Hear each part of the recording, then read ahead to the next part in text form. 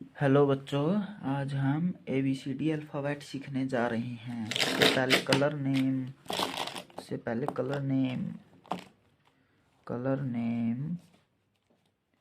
से पहले हम कलर जान लेते हैं।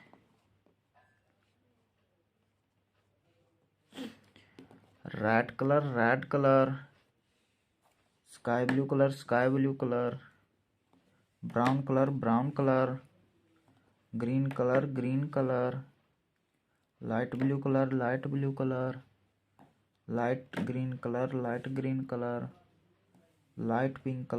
Pink colour, yellow colour, black colour, blue colour, pink colour, orange colour, silver colour, purple colour.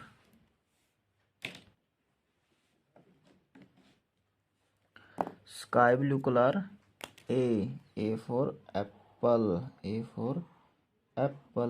Sky blue colour. फिर है red colour, B for ball, B red colour. फिर है light green colour, C for cat, light green colour. फिर है light pink colour, D for dog, light pink colour. फिर है sky blue colour, E for elephant, sky blue colour.